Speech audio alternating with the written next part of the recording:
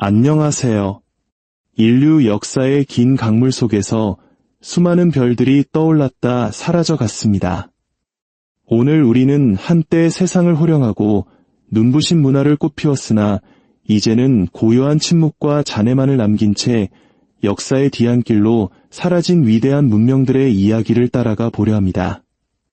사막의 모래 아래 혹은 밀림의 푸른 장막 뒤에 숨겨진 그들의 흔적은 우리에게 묻습니다. 영원할 것 같던 영광은 왜 쓰러졌는가? 그들의 침묵은 오늘을 살아가는 우리에게 어떤 메시지를 전하고 있는가? 이 지식의 여정을 함께 나누고 싶으시다면 이 이야기가 더 널리 퍼질 수 있도록 도와주십시오. 여러분의 관심이 역사의 빛을 밝히는 등불이 됩니다. 자, 이제 시간의 강을 거슬러 올라가 잊혀진 문명들의 목소리에 귀 기울여 보겠습니다. 첫 번째 여정은 지금으로부터 약 9,000년 전 인류 최초의 도시라 불리는 곳으로 향합니다. 현재의 튀르키예, 아나톨리아 고원의 광활한 평원. 그곳에 인류 역사상 가장 기묘하고도 매혹적인 정착지 차타르위크가 자리 잡고 있었습니다.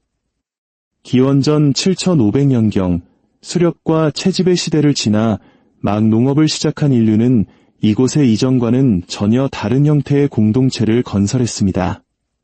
그들은 야생의 곡물을 길들여 밭을 일구고 양과 염소를 우리에 가두어 기르기 시작했습니다. 드넓은 초원을 헤매며 먹을 것을 찾던 생활에서 땅에 뿌리 내려 생명을 키워내는 정착 생활로의 대전환. 그 혁명의 중심에 바로 차타르위크가 있었습니다. 이 고대의 도시는 우리가 아는 도시와는 완전히 다른 모습이었습니다. 가장 놀라운 점은 도시에 길이 없었다는 사실입니다. 메소포타미아의 후대 도시들처럼 넓은 대로도 구불구불한 골목길도 존재하지 않았습니다. 대신 진흙과 나무로 지어진 집들은 마치 벌집처럼 서로의 벽을 맞댄 채 빽빽하게 밀집해 있었습니다. 그렇다면 사람들은 어떻게 이동했을까요? 그들은 지상이 아닌 지붕 위로 다녔습니다. 이웃집으로 가기 위해 문을 나서는 대신 사다리를 타고 지붕으로 올라가 평평한 지붕들을 건너다녔습니다. 집으로 들어가는 문 역시 땅이 아닌 천장에 뚫린 구멍이었습니다. 지붕 위는 단순한 통로가 아니었습니다. 그곳은 시장이었고 광장이었으며 삶의 중심 무대였습니다. 아낙네들이 돌절구로 곡식을 빻으며 담소를 나누고 아이들이 화덕 연기 사이를 뛰어다니며 술래잡기를 하고 남자들이 흑요석으로 만든 날카로운 칼날을 들고 지붕 위를 오가는 풍경을 상상해 보십시오. 아나톨리아의 햇살 아래 지붕 위 세상은 활기로 가득했을 것입니다. 집 내부는 작고 아늑한 방들로 이루어져 있었고 벽은 석회로 하얗게 칠해져 있었습니다. 그리고 그 위에는 붉은 황토와 수치로 그린 그림들이 겹겹이 남아 있었습니다. 야생 들소를 사냥하는 역동적인 장면, 머리 없는 시식 위를 맴도는 독수리들, 붉은 들판을 가로지르는 거대한 황소의 모습. 어떤 벽에는 들소나 사슴의 뿔과 두개골이 걸려있기도 했습니다. 단순한 장식이 아닌 신성한 상징이었을 겁니다. 더욱 놀라운 것은 이 방에서 산자와 죽은 자가 공간을 함께 나누었다는 사실입니다. 차타르위크 사람들은 가족이 잠드는 단상바로 아래에 죽은 자를 묻었습니다. 세대가 거듭될수록 조상들의 유골은 집의 토양 아래 층층이 쌓여갔습니다. 아이, 노인, 어머니, 사냥꾼, 모두가 죽어서도 집의 일부로 남았습니다. 때로는 유골의 색을 칠하거나 두개골을 파내어 다시 석골을 발라 산자들과 교감하려는 듯한 흔적도 발견됩니다. 이는 조상에 대한 기억과 유대감이 그들의 삶에 얼마나 깊숙이 자리 잡고 있었는지를 보여줍니다. 차타르위크는 왕의 도시가 아니었습니다. 거대한 궁전도 통치자를 기리는 기념비도 다른 집들을 압도하는 웅장한 신전도 없었습니다. 고고학적 증거들은 이곳이 놀라울 정도로 평등한 사회였음을 시사합니다. 모든 가정이 각자의 식량을 생산하고 도구를 만들고 죽은 자를 묻었습니다. 부유층이 사는 호화로운 저택구역도 농민을 지배하는 군주의 흔적도 찾아볼 수 없습니다. 대신 이 도시는 공동의 믿음과 의식, 그리고 혹독한 환경 속에서 살아남기 위한 긴밀한 유대감으로 뭉쳐 있었습니다. 그들의 힘은 개인이 아닌 공동체에서 나왔습니다.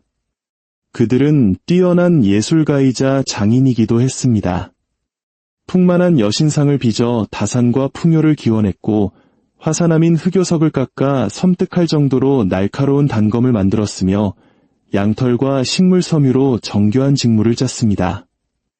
특히 흑요석은 아나톨리아 전역으로 퍼져나갔고 그 대가로 외부의 물자들이 차타르위크로 흘러들어왔습니다. 이 도시는 고립된 정착지가 아니라 새로운 사상과 물건이 오가는 교차로였던 셈입니다. 수세기가 흐르면서 차타르위크는 최대 8,000명의 인구를 수용하는 거대한 도시로 성장했습니다. 신석기 시대의 이 정도 규모는 경이로운 것이었습니다. 멀리서 보면 밤하늘 아래 수많은 화덕의 불빛이 깜박이는 거대한 언덕처럼 보였을 겁니다. 이곳에서의 삶은 인류 최초의 위대한 도시 생활 실험이었습니다. 하지만 영원할 것 같던 공동체에도 서서히 균열의 그림자가 드리우기 시작했습니다. 약 1500년 동안 번성했던 이 놀라운 도시는 기원전 6000년경 소리 없이 역사 속으로 사라져갔습니다. 가장 큰 원인은 환경의 변화였습니다. 한때 풍부한 물과 비옥한 토지를 제공했던 주변의 습지가 기후변화로 인해 서서히 말라갔습니다. 도시 근처를 흐르던 강이 물줄기를 바꾸면서 농사에 필수적이었던 안정적인 물 공급이 끊겼을 가능성이 큽니다. 척박해진 땅을 떠나 더 나은 농경지를 찾아 사람들은 붐비는 도시를 떠나 주변 지역으로 흩어져 작은 마을들을 형성하기 시작했습니다. 도시 내부에서도 변화가 감지됩니다. 한때 평등했던 사회에 미묘한 불평등의 흔적이 나타나기 시작합니다. 다른 집들보다 크고 희귀한 외래품으로 채워진 집들이 발견됩니다. 이는 부와 권력이 소수의 가문에 집중되기 시작했음을 암시합니다.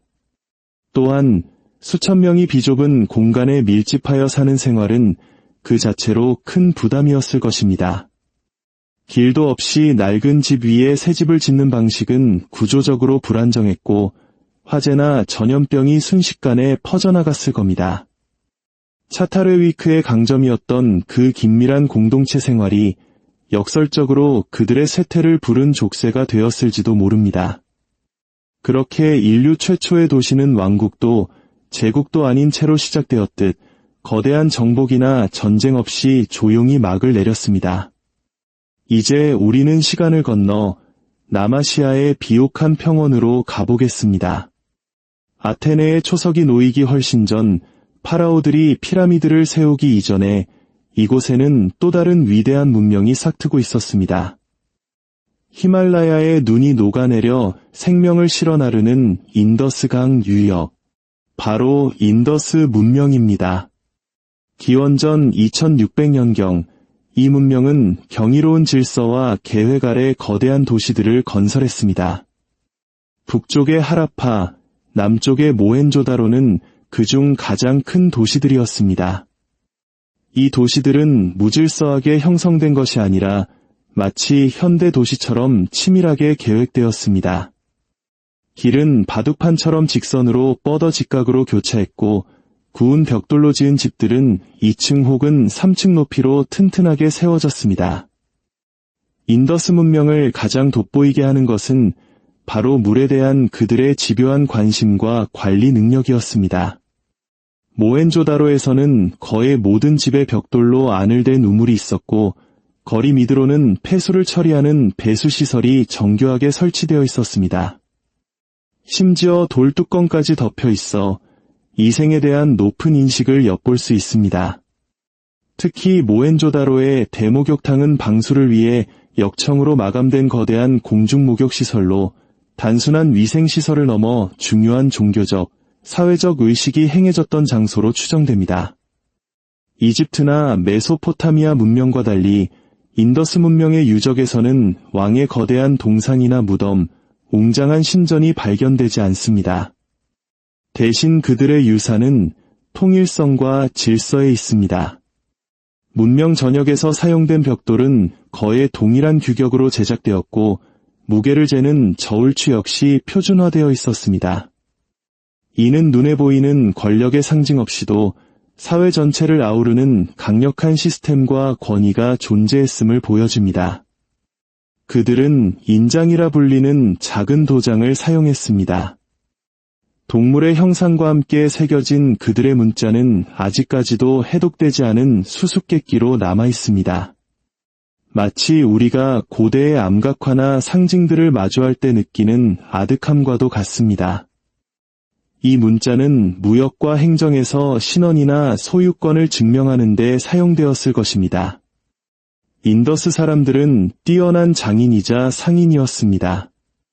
홍옥수 구슬에 놀라울 정도로 정교한 구멍을 뚫었고 아름다운 문양을 새긴 토기를 구웠습니다. 그들의 상품은 메소포타미아 지역까지 운반될 정도로 활발한 교역망을 갖추고 있었습니다. 이렇듯 인더스 문명은 왕의 위엄이 아닌 잘 닦인 거리와 배수시설, 표준화된 벽돌과 같은 시스템의 힘으로 수세기 동안 조용한 번영을 누렸습니다. 권력의 과시가 아닌 일상의 질서 속에서 강인함을 찾았던 사회였습니다. 하지만 기원전 3000년대 말 이 고요한 번영의 리듬이 흔들리기 시작했습니다. 한때 질서정연했던 거리에는 토사가 쌓여 제대로 치워지지 않았고 정교했던 배수로는 막히기 시작했습니다. 큰 집들은 여러 개의 작은 공간으로 나뉘었고 규격화된 벽돌을 굽던 가마들은 차갑게 식어갔습니다. 사람들은 버려진 벽에서 낡은 벽돌을 떼어다 조악하게 집을 고쳤습니다. 이 변화의 배후에는 거대한 자연의 힘이 있었습니다. 수세기 동안 이 땅의 생명을 불어넣었던 여름 계절풍, 몬순이 약해지기 시작한 것입니다. 강 수위는 낮아지고 건기는 길어졌습니다. 한때 인더스 문명의 젖줄이었던 사라스바티 강은 물줄기가 바뀌면서 점차 말라갔습니다. 예측 가능했던 강의 범람에 의존해 농사를 짓던 사람들은 혹독한 시련에 직면했습니다. 어떤 해에는 강물이 너무 늦게 불어나거나 아예 불어나지 않았고 어떤 해에는 갑작스러운 홍수가 씨앗을 휩쓸어 갔습니다. 도시 생활을 가능하게 했던 섬세한 균형이 무너지고 있었습니다. 외부와의 교역도 위축되었습니다. 메소포타미아의 도시들이 혼란에 빠지면서 멀고 먼 바닷길을 오가던 교류는 뜸해졌습니다. 한때 문명 전체를 하나로 묶어주었던 교역망이 약해지자 각 도시는 점차 고립되고 내적으로 쇠퇴하기 시작했습니다. 표준화되었던 저울추는 제각각이 되었고 인장의 사용도 줄어들었습니다. 오래된 규칙과 질서는 즉흥적인 임시방편으로 대체되었습니다. 사람들은 떠나기 시작했습니다. 거대한 도시를 버리고 비가 더 안정적으로 내리는 펀자브나 겐지스강 상류 지역으로 이동하여 작은 농촌 공동체를 이루었습니다. 인더스 문명의 사람들은 사라진 것이 아니었습니다. 그들은 흩어졌습니다. 수십 개의 도시에 모여 살던 삶에서 수백 개의 마을에 흩어져 사는 삶으로 생활 방식을 바꾼 것입니다. 과거에는 외부의 침략자들이 이 도시들을 파괴했다고 생각했지만 고고학적 증거는 더 조용하고 복잡한 이야기를 들려줍니다. 도시가 불타고 사람들이 학살당한 흔적은 거의 없습니다. 대신 가뭄과 홍수, 강의 물줄기 변화와 같은 자연재해의 흔적이 뚜렷합니다. 인더스 문명의 종말은 하룻밤의 불길이 아니라 굶주림과 절망 속에서 사람들이 더 나은 삶을 찾아 고향을 떠나야 했던 기나긴 황혼이었습니다. 이제 무대를 옮겨 지중해의 푸른 심장부로 가보겠습니다. 새 대륙이 만나는 교차로에 떠있는 섬, 크레타. 이곳에서 유럽 최초의 위대한 문명, 미노아 문명이 탄생했습니다. 바다를 장벽이 아닌 길로 여겼던 그들의 모습은 삼면이 바다로 둘러싸인 우리 한민족의 역사 속 해상 무역가들을 떠올리게 합니다. 미노아인들은 뛰어난 항해술을 바탕으로 이집트, 아나톨리아, 레반트 지역과 활발히 교류하며 부와 문화를 축적했습니다. 기원전 2000년경 크레타 섬에는 거대한 궁전들이 세워지기 시작했습니다. 북쪽의 크노소스, 남쪽의 파이스토스가 대표적입니다. 하지만 이 궁전들은 왕의 거처라기보다는 정치, 경제, 종교의 중심지 역할을 하는 복합 단지였습니다. 거대한 중앙정원을 중심으로 수많은 방과 복도, 창고가 미로처럼 얽혀 있었습니다. 이 궁전들에는 놀랍게도 성벽이 없었습니다. 이는 그들이 강력한 해골력을 바탕으로 바다를 지배하며 외부의 위협에 대해 자신감을 가졌음을 보여줍니다.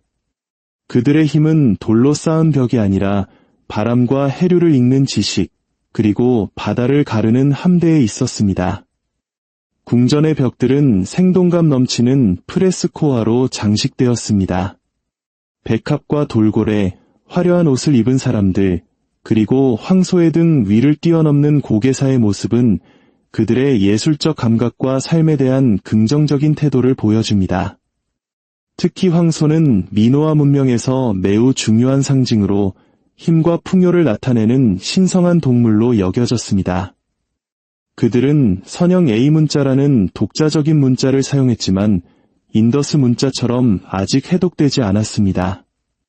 하지만 수많은 점토판에 기록된 내용은 그들이 생산된 곡물과 기름, 포도주 등의 양을 체계적으로 관리하는 정교한 행정 시스템을 갖추고 있었음을 말해줍니다. 하지만 이 평화롭고 예술적인 문명에도 종말의 그림자가 드리웠습니다. 먼저 크레타 북쪽의 테라섬에서 인류 역사상 가장 큰 화산 폭발이 일어났습니다. 이 폭발로 발생한 거대한 쓰나미가 크레타의 북부 해안을 덮쳤고 화산재가 하늘을 뒤덮어 농업에 치명적인 타격을 주었습니다.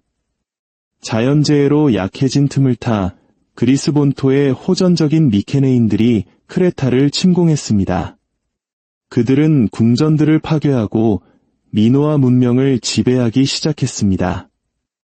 크노소스 궁전의 마지막 시기 유물에서 미케네인들이 사용하던 선형 비문자가 기록된 점토판이 발견된 것은 이러한 역사적 사실을 뒷받침합니다. 미노아 문명의 종말은 여러 요인이 복합적으로 작용한 비극이었습니다. 화산 폭발이라는 거대한 자연의 힘, 그리고 이웃한 강력한 세력의 부상이라는 인간 세상의 역학관계. 이 두 가지 힘 앞에서 화려했던 바다의 제국은 무너져 내렸고 그리스 신화 속 미노스 왕과 미궁, 그리고 미노타우로스라는 전설만을 남기게 되었습니다. 마지막으로 다시 아나톨리아 고원으로 돌아가 보겠습니다. 척박하고 바람 부는 고원, 철과 같은 겨울과 불타는 여름이 교차하는 땅. 이곳에서 강인한 철의 제국, 히타이트가 일어섰습니다. 사방이 강적으로 둘러싸인 험준한 땅에서 강력한 제국을 건설했던 그들의 모습은 끊임없는 외세의 침략에 맞서 나라를 지켜냈던 고구려의 기상을 연상시킵니다. 히타이트인들은 인도 유럽어족에 속하는 언어를 사용했으며 인류 역사상 최초로 철제 무기를 대량으로 사용하여 주변 민족을 압도했습니다. 그들의 수도 하투샤는 난공불락의 요새 도시였습니다. 험준한 지형을 활용하여 여러 겹의 성벽을 쌓았고 성문은 사자와 스핑크스 조각으로 장식하여 이염을 더했습니다. 히타이트의 힘은 단순히 군사력에만 있지 않았습니다. 그들은 정복한 지역의 신들을 배척하지 않고 자신들의 판테온으로 흡수하는 관용적인 정책을 펼쳤습니다. 1000개의 신을 가진 제국이라는 별명은 이러한 특징을 잘 보여줍니다. 또한 히타이트는 법과 외교를 통해 제국을 통치하는 데 매우 능숙했습니다. 그들의 법전은 눈에는 눈, 이에는 이 식의 복수법보다는 금전적 보상을 통해 갈등을 해결하려는 합리적인 성격을 띠고 있습니다. 히타이트 외교의 정점은 기원전 1259년 이집트의 람세스 2세와 맺은 카데시 조약입니다. 이는 인류 역사상 최초로 기록된 평화 조약으로 두 제국 간의 상호방위와 범죄인 인도 등을 규정하고 있습니다. 전쟁뿐만 아니라 정교한 조약과 맹세를 통해 국제 질서를 유지하려 했던 그들의 선진적인 외교수를 엿볼 수 있는 대목입니다. 전성기 히타이트 제국은 이집트, 바빌로니아와 어깨를 나란히 하는 고대 근동의 강대국이었습니다. 그들의 왕은 다른 제국의 왕들과 형제라는 칭호로 서신을 주고받으며 동등한 지위를 인정받았습니다. 하지만 이 강력한 철의 제국도 기후변화라는 거대한 위협 앞에서 무너져 내렸습니다. 13세기 말 아나톨리아 고원에는 극심한 가뭄이 연이어 닥쳤습니다. 3년 연속된 흉작은 제국의 근간을 흔들었습니다. 마지막 시기 히타이트 왕이 이집트와 시리아에 절박하게 곡물 지원을 요청하는 서신들은 당시의 처참한 상황을 보여줍니다. 기근은 사회 혼란과 민족 이동을 촉발했습니다. 북쪽에서는 호전적인 카스카족이 끊임없이 국경을 침범했고 서쪽에서는 정체불명의 바다 민족이 해안을 습격했습니다. 내부적으로는 왕위 계승을 둘러싼 분쟁이 끊이지 않았습니다. 제국은 안팎의 위기로 인해 급격히 쇠약해졌고 결국 기원전 1200년경 수도 하투샤가 파괴되면서 역사의 무대에서 사라졌습니다. 오늘 우리는 시간의 먼지를 뚫고 사라진 4개의 위대한 문명을 만나보았습니다. 거리 없는 도시 차타르위크, 질서의 제국 인더스, 예술의 왕국 미노아, 그리고 철의 제국 히타이트. 그들의 이야기는 저마다 다르지만 하나의 공통된 교훈을 우리에게 남깁니다. 어떤 위대한 문명도 영원하지 않다는 것. 자연 환경의 변화, 내부의 사회적 갈등, 그리고 이웃한 세력과의 관계라는 거대한 힘 앞에서 인간이 이룩한 영광은 언제나 부서지기 쉬운 것이었습니다. 그들의 침묵은 오늘날 우리 문명의 미래에 대해 질문을 던집니다. 우리는 어떤 유산을 남기게 될까요? 그들의 잊혀진 이야기는 과거에 대한 기록일 뿐만 아니라 현재를 비추는 거울이자 미래를 향한 경고일지도 모릅니다. 오늘 사라진 문명들의 이야기에 귀 기울여 주셔서 감사합니다. 다음 시간에 또 다른 흥미로운 역사의 한 페이지로 여러분을 찾아뵙겠습니다.